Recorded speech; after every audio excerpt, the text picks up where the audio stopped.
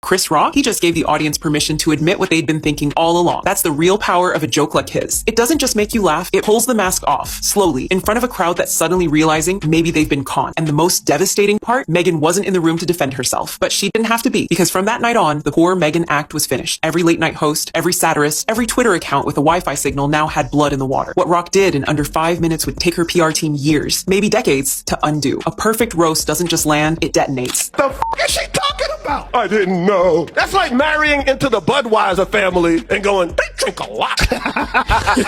Hours after Chris Rock's special dropped, his Meghan takedown was everywhere. TikTok loops, Twitter clips, YouTube breakdowns with freeze frames of audience members doubled over. And then the comedy world pounced. In Britain, the gloves came off instantly. Comics painted Meghan and Harry as walking contradictions, obsessed with status while pretending to reject it, cashing massive Netflix checks under the banner of purpose. Babe, time to do our daily $250,000 sponsored Instagram post. I shouldn't have left the made-up nonsense. The Duchess of Sussex shared a photo of herself cuddling her daughter on Instagram and a never-before-seen picture from her birth. Their barbs were dry, cutting, and delivered with the kind of disdain only lifelong royal watchers can muster. Across the Atlantic, late-night hosts smelled the same blood. They mocked the brand deals, the self-pity. And this is sweet. Meghan Markle said she has a finger they can use if they need it.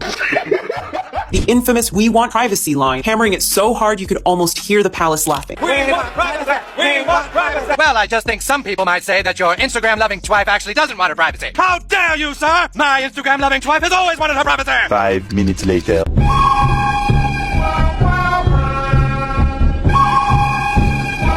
Who's filming this?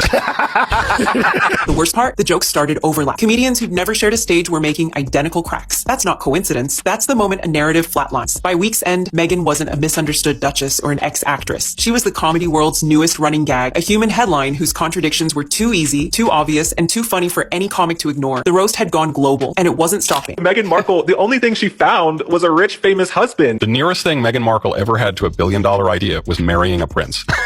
If Chris Rock lit the match, the internet dumped gasoline on. Within days, Meghan's most awkward moments weren't just being mocked. They were being turned into viral currency. TikTok creators stitched her interviews with clips of rolling eyes, sarcastic voiceovers, and laugh tracks ripped from sitcoms. Best way to have a snack is to take the snack out of one bag and then move them into another bag and then label this new bag, even though this bag already has a label on it. Tap water! That bizarre snack rebagging scene from her Netflix show, meme gold.